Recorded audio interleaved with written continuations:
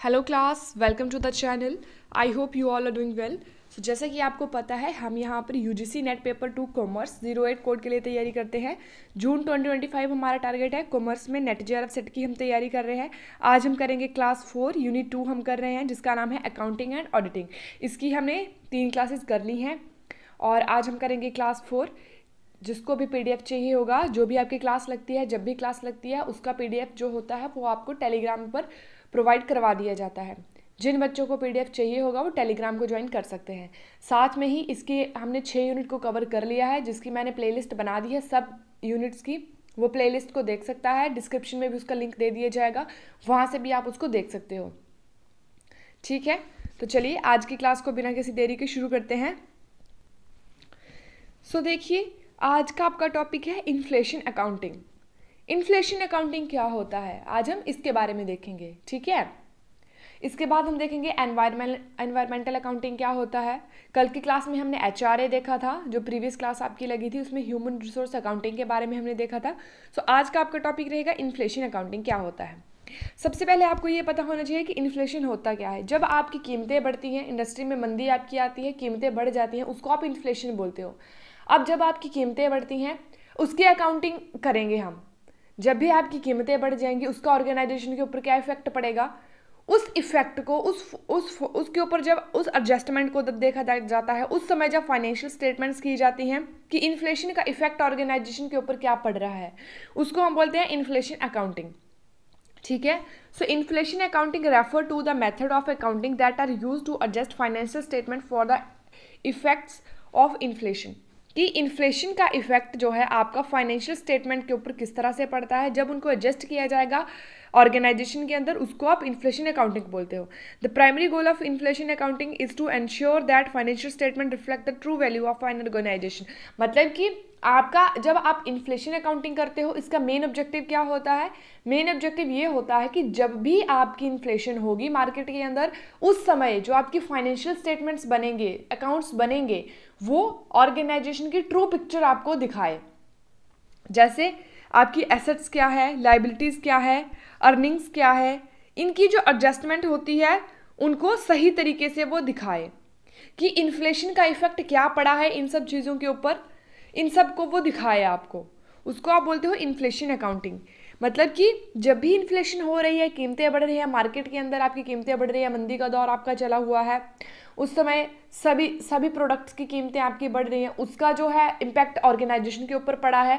Organisation में impact पड़ने की वजह से जो आपके फाइनेंशियल स्टेटमेंट है उनमें चेंजेस आएगा। तो जब उनमें चेंजेस आएगा तो उनको यही देखना है इन्फ्लेशन अकाउंटिंग के अंदर कि इन्फ्लेशन की वजह से क्या चेंजेस आपके आए हैं और उन चेंजेस की वजह से ऑर्गेनाइजेशन को क्या इफेक्ट हुआ है। क्या वो उस समय पर ऑर्गेनाइजेशन सही पिक्चर आपको प्रोवाइड करवा रहा है, एसेट सही तरह से दिखा रहा है, लाइबिलिटी सही तरह से दिखा रहा है, अर्निंग सही तरह से दिखा रहा है, सबकी एडजस्टमेंट सही तरीके से हो रही है, इन सब को दिखाएगा, जिसको आप बोलते हो inflation accounting. As inflation erodes the value of money over the time. मतलब जैसे जैसे आपकी इन्फ्लेशन होती है, आपकी मनी की वैल्यू ओवर द टाइम बढ़ती है। ठीक है, लेकिन जब आपका ट्रेडिशनल हिस्टोरिकल कॉस्ट अकाउंटिंग जब की जाती थी, वहाँ पर इस तरह का फाइनेंशियल स्टेटमेंट नहीं होता था।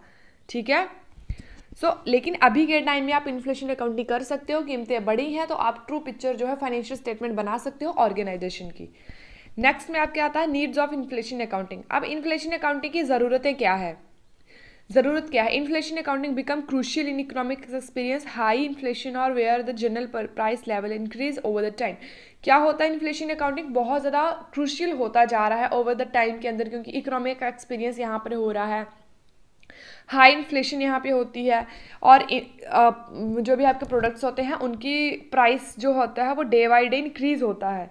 ट्रेडिशनल अकाउंटिंग मेथड जो रिले करता है हिस्टोरिकल कॉस्ट, जो मतलब जब आप हिस्टोरिकल कॉस्ट का यूज़ करते हो या आपकी ट्रेडिशनल अकाउंटिंग जो होती थी, उस ट्रेडिशनल अकाउंटिंग के अंदर जो आपका ऑर्गेनाइजेशन है इन्फ्लेशन होती थी, वो ट्रू पिक्चर आपको नहीं प्रोवाइड करवाते थे। मतलब कि उसका जो स्टेटमेंट होती थी वो इतनी स्ट्रांग नहीं होती थी कि वो सही पिक्चर जो है आपकी ऑर्गेनाइजेशन की प्रोवाइड करवा सके ड्यू टू इन्फ्लेशन।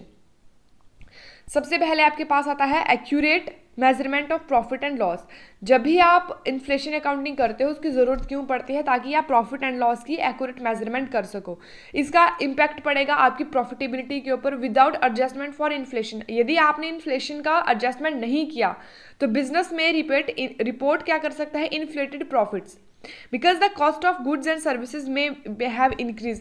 अब देखिए क्या होगा, इन्फ्लेशन का प्रॉफिटेबिलिटी के ऊपर इफेक्ट पड़ेगा। जैसे आपकी हर चीज़ की कीमतें आपकी बढ़ रही हैं, आपको जो रॉ मटेरियल आप लाओगे, cost of goods and services की इंक्रीज होगी, जिसकी वजह से आपकी प्रॉफिटेबिलिटी के ऊपर इफेक्ट पड़ेगा, वो भी तो कम होगी। अगर आपकी गुड्स एंड सर्विस आपको कॉस्ट ज़्यादा वेयर करनी पड़ रही है तो वहीं पर आपको प्रॉफिट तो कम होगा। तो ये इसका जो है इफेक्ट पड़ता है इन्फ्लेशन का आपकी प्रॉफिटेबिलिटी के ऊपर। अब इसको किस तरह से एडजस्ट किया जा सकता है? तो इन्फ्लेशन अकाउंटिंग हेल्प करती है रेवेन्यू एंड एक्सपेंसेस को कि real purchasing power of money, कि एक्चुअल में कितनी आपकी मनी जो है उसको परचेज किया जा रहा है, उसको एक्चुअल पिक्चर जो है उसकी दिखाई जाती है। ये इंश्योर करता है प्रॉफिट एंड लॉस को मेजर करता है एक्यूरेटली एंड रिफ्लेक्ट करता है true economic performance of the business, कि एक सर्टेन टाइम के अंदर बिजनेस की इकोनॉमिक जो परफॉर्मेंस है वो क्या है, उसकी सही पिक्चर जो है ये रिफ्लेक्ट करता है। उसको आप बोलते हो, इस तरह से इन्फ्लेशन एडजस्टमेंट की नीड्स आपको होती है। उसके बाद आपके पास आता है ट्रू एसेट वैल्यूएशन। अब क्या होता है, ऑर्गेनाइजेशन के अंदर ट्रू एसेट वैल्यूएशन की जाएगी। Asset are recorded as historical cost. अब एसेट्स को आप किस तरह से रिकॉर्ड करते हो? As a historical cost. जो उसकी हिस्टोरिकल कॉस्ट होती है जब आपने उसको परचेज किया होता है उसी समय के ऊपर हम उसको ट्रीट करते हैं, ना कि जो आपका प्रेजेंट मार्केट वैल्यू होती है उसके ऊपर उसको हम ट्रीट करते हैं। In traditional accounting assets such as property, plant and equipment are recorded at their historical cost, ठीक है, which can be significantly lower than their current market. तो सही सी बात है कि जब भी आपकी एसेट होती है, लाइबिलिटी होती है, कॉस्ट होती है, कोई भी इक्विपमेंट आप परचेज करते हो, मशीनरी परचेज करते हो, प्लांट, वो सब आपके हिस्टोरिकल कॉस्ट के ऊपर रिकॉर्ड किए जाते हैं। जब आपकी हिस्टोरिकल कॉस्ट या ट्रेडिशनल अकाउंटिंग का जब आप यूज़ करते हो तो वो क्या करता है, करंट मार्केट में जो प्राइस चला हुआ होता है उससे कम प्राइस वो शो करता है, क्योंकि अगर मान लीजिए 2 साल पहले आपने कोई चीज़ परचेज करी है तो करंट में तो उसका प्राइस बढ़ेगा ही ना, लेकिन वो हिस्टोरिकल कॉस्ट के अकॉर्डिंग वो वही 2 साल पहले का प्राइस उसको आपको जो है वो दिखाएगा। तो इन्फ्लेशन की वजह से ये होता है, और इसके लिए आपको सही this can result in the understand of asset values, ठीक है, अंडरस्टेटमेंट ऑफ एसेट वैल्यूज। इसकी वजह से वो क्या करता है, अंडर एस्टिमेट करता है आपका, अंडरस्टेटमेंट आपका एसेट वैल्यूज को करता है। अब नीड फॉर रिवैल्यूएशन, अब रिवैल्यूएशन की जरूरत पड़ती है उसके लिए। इन्फ्लेशन अकाउंटिंग क्या करता है, अलाउ करता है revaluation of asset to reflect their current replacement cost for fair market value. अब इन्फ्लेशन अकाउंटिंग के अंदर क्या, ये तो हमने हिस्टोरिकल कॉस्ट का देख लिया। अब इन्फ्लेशन के अंदर क्या होता है, जब आप इन्फ्लेशन अकाउंटिंग करते हो तब आपकी जो है एसेट की करंट वैल्यू है, करंट मार्केट वैल्यू है, फेयर वैल्यू को वो दिखाता है कि एक्चुअल में उसका करंट मार्केट प्राइस क्या है, फेयर वैल्यू उसकी क्या है, उसको दिखाता है, ठीक है। Offering a more realistic picture of the company financial position, जो आपको ऑफर करता है रियलिस्टिक पिक्चर एक और कंपनी या फाइनेंशियल पोजीशन की। उसके बाद आपके पास आता है इम्प्रूव्ड कंपैरेबिलिटी अक्रॉस पीरियड्स। एक सर्टेन पीरियड के बाद आप कंपैरेबिलिटी को इम्प्रूव करते हो। Inflation distorts comparison. अब इन्फ्लेशन क्या करती है, डिस्ट्रोर्स करती है आपके कंपैरिजन को। When inflation is not accounted for, जब आप इन्फ्लेशन का यूज नहीं करते हो, ये अकाउंटेड फॉर नहीं होती है। कंपेयर करना, एक पीरियड के अंदर इन्फ्लेशन को कंपेयर करना इज नॉट अ इजी, ठीक है, जो इनकम को भी डिस्टोर्ट करता है, कॉस्ट को भी एंड एसेट वैल्यू को भी। लेकिन जब आप इन्फ्लेशन एडजस्टमेंट करते हो तब क्या होता है, bye adjusting for inflation businesses can make more accurate comparison for of financial performance. जब आप इन्फ्लेशन अकाउंटिंग करते हो तब क्या होता है, बिजनेसेस एक्यूरेट कंपैरिजन कर सकते हैं फाइनेंशियल परफॉर्मेंस का ओवर द टाइम के अंदर, कि एक सर्टेन पीरियड के अंदर कितना आपको परफॉर्मेंस आपकी अच्छी हुई है, कितनी बुरी हुई है, किस तरह की हुई है, उसको आप कंपैरिजन कर सकते हो, इन्हेंस कर सकते हो, अपनी एबिलिटी को ट्रैक करते हो, ग्रोथ को, प्रॉफिटेबिलिटी को बढ़ा सकते हो एंड प्रोडक्टिविटी ट्रेंड्स को रियल टर्म्स में आप दिखा सकते हो कि किस तरह से आपके प्रॉफिटेबिलिटी प्रोडक्टिविटी टर्म्स हैं, ठीक है। उसके बाद बेटर फाइनेंशियल डिसीजन मेकिंग। अब आप क्या कर सकते हो, according the help of with the help of inflation accounting आप फाइनेंशियल डिसीजन अच्छे से ले सकते हो। Inaccurate data leads to poor decision. अगर आपके पास इन्फ्लेशन अकाउंटिंग नहीं आप कर रहे हो, अगर आपके पास इनएक्यूरेट डेटा है, कैसा डेटा है, इनएक्यूरेट है, तो वो पुअर डिसीजन की ओर ही आपको लेके चलेगा। मतलब वो इस तरह से डिसीजन लेगा जो आपके ऑर्गेनाइजेशन के लिए सही नहीं है, क्योंकि आपके पास इनएक्यूरेट डेटा है। If financial statement do not reflect inflationary effect, अगर आपका जो इन्फ्लेशन फाइनेंशियल स्टेटमेंट है वो इन्फ्लेशनरी इफेक्ट को नहीं आपको दिखा रहा है। इन्फ्लेशनरी इफेक्ट क्या हो गया, कीमतें बढ़ी हैं, उन कीमतों को अगर नहीं दिखा पा रहा है तो मैनेजर्स एंड इन्वेस्टर में make decision based on inaccurate और मिसलीडिंग डेटा। तो जो आपके इन्वेस्टर होंगे, मैनेजर्स होंगे, वो किस तरह का, वो इस तरह से डिसीजन मेकिंग करेंगे जो आपके इनएक्यूरेट डेटा होगा उसके बेसिस के ऊपर, जो आपके ऑर्गेनाइजेशन के लिए बिल्कुल भी सही नहीं है। उसके बाद आता है need for real economic measure. जब आप इन्फ्लेशन अकाउंटिंग करते हो तो आपके ऑर्गेनाइजेशन की रियल इकोनॉमिक कंडीशन को वो दिखाता है, वो एक्यूरेट डेटा आपको प्रोवाइड करवाता है। एक्यूरेट आपके पास फाइनेंशियल स्टेटमेंट होती है जहाँ से आपका जो मैनेजर्स एंड इन्वेस्टर होते हैं वो सही डिसीजन ले सकते हैं और ऑर्गेनाइजेशन को ग्रोथ वो यहाँ से कर सकते हैं। ठीक है, उसके बाद आता है reflecting the true cost of replacing asset. अब ये रिफ्लेक्ट करता है कि जो अगर आपने किसी एसेट को रिप्लेस किया है तो रिप्लेस करने के लिए जो उसकी ट्रू कॉस्ट है उसको ये रिफ्लेक्ट करता है। Depreciating is based on historical cost. जब भी आप डेप्रिशिएशन करते हो, डेप्रिशिएशन आपकी ऑलवेज जो है बेस्ड होती है हिस्टोरिकल कॉस्ट के ऊपर। हिस्टोरिकल कॉस्ट क्या होगी, जो प्रीवियस ऐतिहासिक कॉस्ट होती है, डेप्रिशिएशन उसके ऊपर आपको दिखाती है। Traditional costing method calculate depreciation based on historical cost. जो आपकी ट्रेडिशनल अकाउंटिंग मेथड है वहां पर आपकी जो एसेट के ऊपर डेप्रिशिएशन लगती है उसको हिस्टोरिकल कॉस्ट के ऊपर आपको शो किया जाता है, which can lead to an underestimation of the actual depreciation in inflation has caused asset values to rise। ठीक है, उसके बाद आपके पास आता है नीड फॉर एडजस्टमेंट डेप्रिसिएशन। अब जब आप इन्फ्लेशन अकाउंटिंग करते हो तो यहाँ पर डेप्रिसिएशन को अच्छी तरह से एडजस्ट किया जाता है।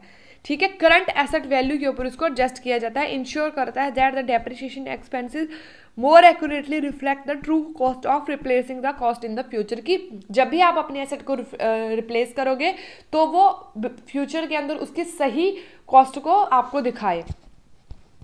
Protection against asset value erosion. जब भी आपकी एसेट वैल्यू का इरोजन होता है, उसका शोषण होता है, उसको ये दिखाता है।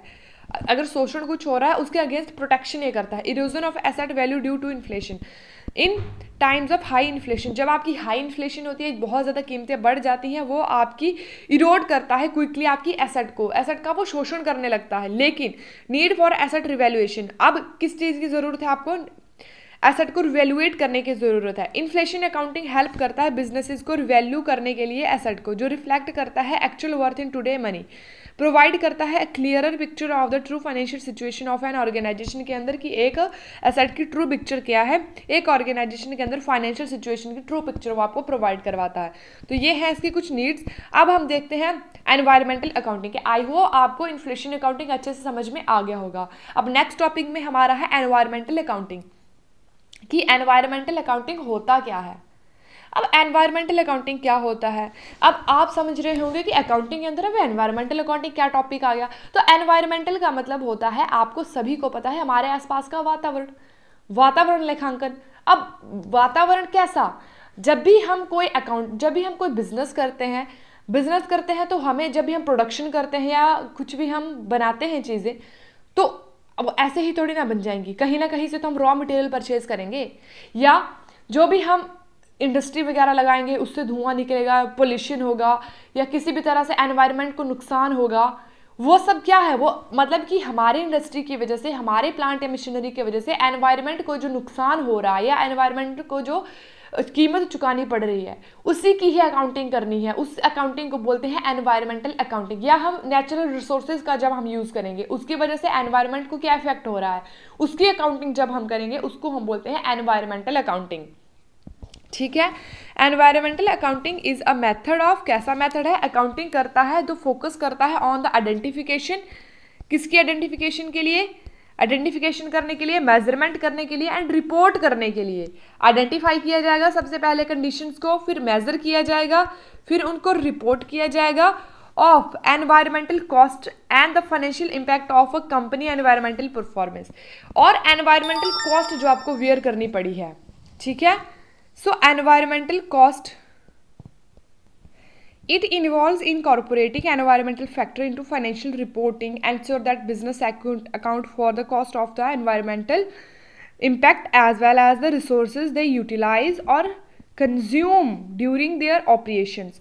मतलब क्या है, जब भी आप ऑर्गेनाइजेशन के अंदर नेचुरल रिसोर्सेज का यूज़ करोगे या किसी भी तरह से रिसोर्सेज को यूटिलाइज करोगे, कंज्यूम करोगे, वो अपने ऑपरेशंस में यूज़ करेंगे, तो एज वेल एज उनका ये भी मतलब होना चाहिए कि वो देखे कि जो भी बिजनेस होता है वह अकाउंटेड रहे, उसके लिए जवाबदेही उसकी रहे, या उसके लिए वो इस तरह के काम करे कि एनवायरनमेंट आपका सेफ रहे, क्योंकि एनवायरनमेंट में रहकर ही आपको काम करना है, समाज के लिए आपको काम करना है, एनवायरनमेंट को किसी तरह का कोई इंपैक्ट नहीं होना चाहिए। आप एनवायरनमेंट में काम भी कर रहे हो, पोल्यूशन भी वहाँ कर रहे हो, रिसोर्सेज का भी यूज़ कर रहे हो और एनवायरनमेंट के लिए अकाउंटेड फॉर भी नहीं हो। इन सब चीज़ों को देखने के लिए, ध्यान रखने के लिए ही आपकी एनवायरमेंटल अकाउंटिंग की जाती है। ठीक है, environmental accounting is becoming increasingly important as business and stakeholders recognize the importance of sustainability, environment protection and compliance with environmental regulations। तो यही है, एनवायरमेंटल अकाउंटिंग अब बहुत ज़्यादा इंक्रीज हो रही है, इसको सभी के द्वारा अपनाया जा रहा है, जैसे स्टेक होल्डर रिकॉग्नाइज करते हैं, इंपॉर्टेंस सस्टेनेबिलिटी की बढ़ रही है, एनवायरमेंटल प्रोटेक्शन एक्ट आपका बना हुआ है, कंप्लाइंस किया जाता है, शिकायतों का विवरण किया जाता है, कंप्लाइंस विद एनवायरमेंटल रेगुलेशंस। तो ये सब चीज़ें आती है आपकी एनवायरमेंटल अकाउंटिंग के अंदर। उसके बाद आता है ऑब्जेक्टिव ऑफ एनवायरमेंटल अकाउंटिंग। क्या है? Tracking environmental cost. सबसे पहले आपको क्या करना पड़ेगा? ट्रैक करना पड़ेगा एनवायरमेंटल कॉस्ट को, जो वियर करनी पड़ेगी एक एनवायरमेंट को, to identify and measure cost associated with environmental activities. जो भी आपकी एक्टिविटीज एनवायरमेंटल से रिलेटेड होती है, सबसे पहले उनको मेजर करना पड़ेगा, आइडेंटिफाई करना पड़ेगा, such as waste management, pollution control, resource consumption and environmental compliances अगर कुछ है तो इन सबको आपको देखना पड़ेगा। Performance promoting sustainability. अब सस्टेनेबिलिटी को, स्थिरता को प्रमोट करना है by including environmental cost in financial reports. Environmental accounting anchors encourage करता है ये आपके business to adopt sustainable practices and reduce करता है इकोलॉजिकल फुटप्रिंट्स को। फुटप्रिंट क्या होते हैं आपके? जैसे आपके फुटप्रिंट्स, आपके मतलब कि कुछ नेगेटिव चीज़ अगर आपकी है तो उसको ये इकोलॉजिकली रिड्यूस करते हैं। इनहेंस करता है डिसीजन मेकिंग को। अगर इन्वायरमेंटल को आप एक्यूरेटली अच्छे तरीके से आप उसको चला रहे हो उसको, ठीक है, तो जो भी आपके उसके रिगार्डिंग कोई भी डिसीजन लेने होंगे वो आप इजीली ले सकते हो। Compliance with regulations. तो एनवायरमेंटल अकाउंटिंग हेल्प करता है बिजनेसेस को ensure that they comply with environmental laws, regulations and standard by properly accounting for the environmental obligations. उसके बाद आपके पास आता है transparency and accountability. Environmental accounting promote करता है ट्रांसपेरेंसी को इन किसमें? Environmental performance by disclosing the financial impact on a company environmental practices to investor, regulators and other stakeholder के लिए ट्रांसपेरेंसी वो प्रोवाइड करवाता है। अगर आप एनवायरमेंटल अकाउंटिंग कर रहे हो, समाज के लिए अच्छा काम कर रहे हो, एनवायरमेंट के लिए, तो वो ट्रांसपेरेंसी एक अच्छी पिक्चर जो है आपके ऑर्गेनाइजेशन की प्रोवाइड करवाता है, एंड ट्रांसपेरेंसी भी वो प्रोवाइड करवाता है। उसके बाद आपके पास आता है एडवांटेजेस ऑफ एनवायरमेंटल अकाउंटिंग। सबसे पहले cost reduction by identify inefficiencies in resources usage such as energy, water and real raw materials. जब आप आइडेंटिफाई कर लोगे कि आपकी इनएफिशिएंसीज हो रही है रिसोर्सेज के अंदर, जैसे एनर्जी की इनएफिशिएंसी है, वाटर है, रॉ मटेरियल है, businesses can implement cost saving strategies. जब उनको ये पता चल रहा है कि इनकी इनएफिशिएंसीज हो रही है, जो भी आपके नेचुरल रिसोर्सेज होते हैं इनकी अगर इनएफिशिएंसी हो रही है, अदक्षता हो रही है, तो सबसे पहले इनको इस तरह से स्ट्रेटेजिक प्लानिंग की जाएगी कि इनका आप अच्छे तरह से यूज करो, ठीक है, leading to lower operational cost के ऊपर आप इसको लीड कर सको। Waste reduction initiative can also reduce the cost association with disposal and recycle. अब वेस्ट को रिड्यूस किया जाएगा। अब इस तरह के इनिशिएट आपके चलाए जा रहे हैं, इस तरह के आपके सहायताएं आपकी कराई जा रही है सरकार के द्वारा कि जितना भी वेस्ट होता है उसको आप कम से कम करो। रिसाइकिल 3R 5R जैसी आपकी पॉलिसीज चली हुई हैं, ठीक है। इंप्रूव करता है सस्टेनेबिलिटी को। क्या करता है? इंप्रूव करता है सस्टेनेबिलिटी को। किस तरह की? स्थिरता को ये इंप्रूव करता है। एनवायरमेंटल अकाउंटिंग हेल्प करता है ऑर्गेनाइजेशन को अडॉप्ट करने के लिए more sustainable practice like energy conservation, water management and reduce waste which benefit both the business and the environment. मतलब कि इस तरह के एनवायरमेंटल अकाउंटिंग आपकी हेल्प करती है ऑर्गेनाइजेशन के अंदर, ताकि आप सस्टेनेबिलिटी प्रैक्टिस को अपना सको, कंजर्वेशन कर सको, एनर्जी को कंजर्व करके रख सको, वाटर को मैनेज कर सको, रिड्यूस कर व्यवस्था को, वेस्ट को कम करना है ताकि वो बिजनेस के लिए भी और एनवायरनमेंट के लिए, सबके लिए ही वो बेनिफिशियल रहे। उसके बाद आता है इन्हेंस करना है डिसीजन मेकिंग को। ये प्रोवाइड करवाता है मैनेजर्स को डिटेल्ड इंसाइट, मतलब कि इनसाइट क्या होता है, डिटेल आपका विश्लेषण आपको ये करवाता है environmental cost and impact adding in more inform decision making regarding investment. जब भी आप एनवायरमेंटल अकाउंटिंग करते हो वो आपको एनवायरमेंट के बारे में पूरी सूचना प्रोवाइड करवाता है। आप उसके रिगार्डिंगली इन्वेस्टमेंट, रिसोर्स को कितना एलोकेट करना है, एनवायरमेंटल परफॉर्मेंस को किस तरह से देखना है, इन सब के लिए वो डिसीजन मेकिंग कर सकते हैं। With accurate data businesses can optimise operation and prioritise sustainability efforts efficiently. मतलब अब वो क्या कर सकते हैं, अगर एनवायरमेंटल अकाउंटिंग वो कर रहे हैं, अपने ऑपरेशन को देख सकते हैं एंड प्रायोरिटी देख सकते हैं, वो किसको प्रायोरिटी ज़्यादा देनी है, सस्टेनेबिलिटी कहाँ पर ज़्यादा आपकी होगी, तो इस तरह से उसको आप देख सकते हो। रेगुलेटरी कंप्लाइंसेस हेल्प करता है बिजनेसेस को comply with environmental law and regulation के साथ। अगर आप एनवायरमेंटल अकाउंटिंग करते हो, जो भी आपके प्रोटेक्शन एक्ट बने हैं ऑर्गेनाइजेशन के लिए या आपके एनवायरमेंट के लिए, उनको रूल्स एंड रेगुलेशन के अकॉर्डिंग ही वो चलाता है, ठीक है। एनवायरमेंटल परफॉर्मेंस को वो रिपोर्ट करता है, एंश्योर करता है कि एनवायरमेंटल लाइबिलिटीज जो भी आपकी बनती है, समाज के प्रति आपका दायित्व बनता है, जैसे कि क्लीन अप और कंप्लाइंस फाइन्स, अगर आपके पास कुछ फाइन आपको आए हैं उनको देना है, क्लीन अप कॉस्ट आपको चुकानी है, प्रॉपरली अकाउंटेंट फॉर, जिसके लिए आप अकाउंटेंट हो, जिसके लिए आपकी जवाबदेही बनती है, उन सब कार्यों को आपको करना है, ठीक है। उसके बाद आता है इम्प्रूव कॉर्पोरेट इमेज। ये आता है इम्प्रूव कॉर्पोरेट इमेज। अब क्या करना है, अपने कॉर्पोरेट की इमेज को इम्प्रूव करना है। कॉर्पोरेट क्या हो गया, आपका business. Companies that adopt environmental accounting practices often enhance their regulation by demonstrating commitment और to sustainability and environmental responsibility. जो भी आपकी कंपनीज होती हैं, अगर वो समाज के लिए अकाउंटेंट होती है, एनवायरनमेंट के लिए अकाउंटेंट होती है, वो इस तरह की प्रैक्टिसेस करती हैं ताकि वो एनवायरनमेंट के लिए सही होती है, इस तरह का प्रदर्शन करती हैं कि वो सस्टेनेबिलिटी के साथ एनवायरमेंटल रिस्पॉन्सिबिलिटी को निभा रही हैं, तो वो एक समाज के अंदर एक अच्छी अपनी इमेज जो है वो प्रोवाइड करवाती हैं। उसके बाद देखिए क्या आता है, उसके बाद आपके पास आता है डिसएडवांटेजेस ऑफ एनवायरमेंटल अकाउंटिंग। अब एनवायरमेंटल अकाउंटिंग कुछ एडवांटेजेस है तो डिसएडवांटेजेस भी होंगी। सबसे पहले आपकी आती है हाई इंप्लीमेंटेशन कॉस्ट। अब जब आप एनवायरमेंटल अकाउंटिंग करते हो, एनवायरमेंटल अकाउंटिंग को इम्प्लीमेंट करने के लिए बहुत ज़्यादा आपको कॉस्ट बियर करनी पड़ेगी। कैसे, जो भी इस अकाउंटिंग का सिस्टम होता है वो रिक्वायर सिग्निफिकेंट इन्वेस्टमेंट इन सॉफ्टवेयर। आपको सॉफ्टवेयर में इन्वेस्टमेंट करनी पड़ेगी, डेटा को कलेक्ट करना पड़ेगा, एम्प्लॉय को ट्रेनिंग देनी पड़ेगी, ऑन गोइंग मॉनिटरिंग, और काम को करते करते उसके ऊपर निगरानी रखनी पड़ेगी। ये सब के लिए बहुत ज़्यादा आपको कॉस्ट वेयर करनी पड़ेगी। Small and medium size businesses होते हैं जो may find it financially challenging to adopt such practices. जो आपके स्मॉल एंड मीडियम एंटरप्राइजेज होते हैं वो इसको अडॉप्ट नहीं कर पाते हैं, क्योंकि इसमें बहुत ज़्यादा परफॉर्मेंस करने के लिए इम्प्लीमेंटेशन कॉस्ट इसकी बहुत ज़्यादा आपकी आती है।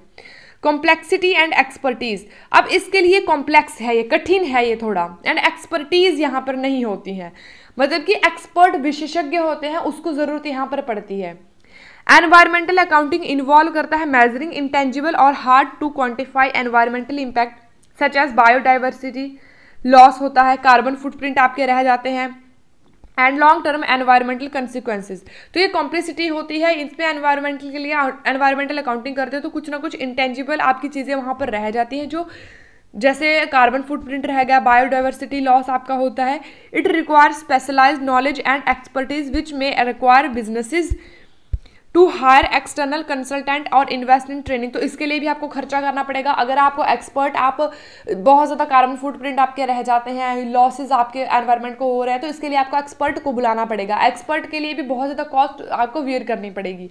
लैक ऑफ स्टैंडर्डाइजेशन, यहाँ पर आपके पास स्टैंडर्डाइजेशन का लैक होता है। There is no universal standard for environmental accounting, यहाँ पर कोई भी यूनिवर्सल स्टैंडर्ड नहीं है एनवायरमेंटल अकाउंटिंग के लिए, which can lead to inconsistency in how companies measure, report and disclose their environmental impact. यहाँ पर कोई भी इस तरह का मेथड आपके पास नहीं है जो अच्छी तरीके से एनवायरमेंटल इम्पैक्ट को मेजर कर सके, रिपोर्ट कर सके एंड डिस्क्लोज कर सके। जो ये लैक होता है स्टैंडर्डाइजेशन का, वो और ज़्यादा डिफिकल्ट बना देता है आपके बिजनेसेस को एंड परफॉर्मेंस को, एनवायरमेंटल परफॉर्मेंस को, ठीक है।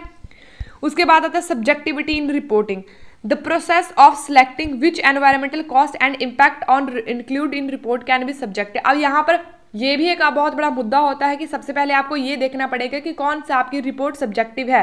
Potential leading to selective reporting on inconsistencies. Companies may choose to highlight certain positive aspect of their environmental performance while downplaying negative impact. जब नेगेटिव इम्पैक्ट को आप देखते हो तब आपको देखना पड़ेगा एनवायरमेंट परफॉर्मेंस जो है डाउन प्लेइंग हो रहा है, किस तरह की ये हो रही है, उन चीज़ों को आपको हाईलाइट करना पड़ेगा।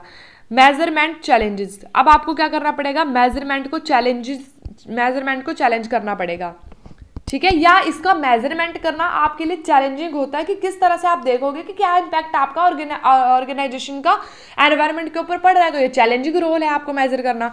It can be difficult to accurately measure environmental cost and impact, particularly for indirect और long term impact of emission on climate change और the depletion of natural resources. Environmental impact such as water usage, emission or ecosystem damage are often difficult to quantify in financial terms. तो ये सब चीज़ें जो होती है difficult होती हैं इसको एक्यूरेट करना है कि क्या इम्पैक्ट आपका ऑर्गेनाइजेशन का इसके ऊपर पड़ रहा है, वाटर का यूसेज आप कितना कर रहे हो, इमिशन आप कितना कर रहे हो, इकोसिस्टम को डैमेज आप कितना कर रहे हो, इन सबको क्वान्टिफाई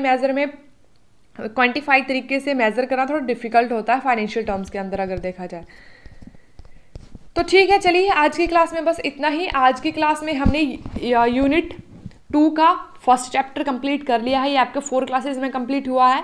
इसके बाद हम करेंगे नेक्स्ट चैप्टर, ठीक है, शुरू। तो जब भी आपकी क्लास लगेगी क्लास को रेगुलर लगाइए, जब भी क्लास लगती है उसको लगाइए, अच्छे से पढ़िए, प्रीवियस क्लासेस को देखिए, देखते रहिए और अच्छे से तैयारी कीजिए। एप्लीकेशन फॉर्म को भर दीजिए, लास्ट डेट एप्लीकेशन फॉर्म भरने की 7 मई है, उससे पहले सभी अपने एप्लीकेशन फॉर्म को भर दीजिए और अच्छे से तैयारी कीजिए, नोट्स बनाइए, पढ़ते रहिए। पेपर 2 के साथ साथ पेपर 1 की भी तैयारी कीजिए क्योंकि दोनों का ही कॉम्बिनेशन आपका एग्जाम में आपको जेआरएफ दिलाएगा, ठीक है। ऐसा नहीं है कि पेपर 2 की ही तैयारी करनी है, पेपर 1 की भी उसी तरह से तैयारी करनी पड़ेगी, दोनों आपको एग्जाम में वह दोनों से क्वेश्चन आपको आएंगे, ठीक है। आई होप कि आप अच्छे से तैयारी कर रहे होंगे और मज़ा आपको आ रहा होगा पढ़ने में, है ना। चलिए आज की क्लास में बस इतना ही। अगर आपको अच्छा लगा होगा लाइक कीजिएगा, सब्सक्राइब कीजिएगा और कुछ सजेशन चाहिए या कुछ आपको पूछना रहेगा तो कमेंट कीजिएगा। Thanks for watching.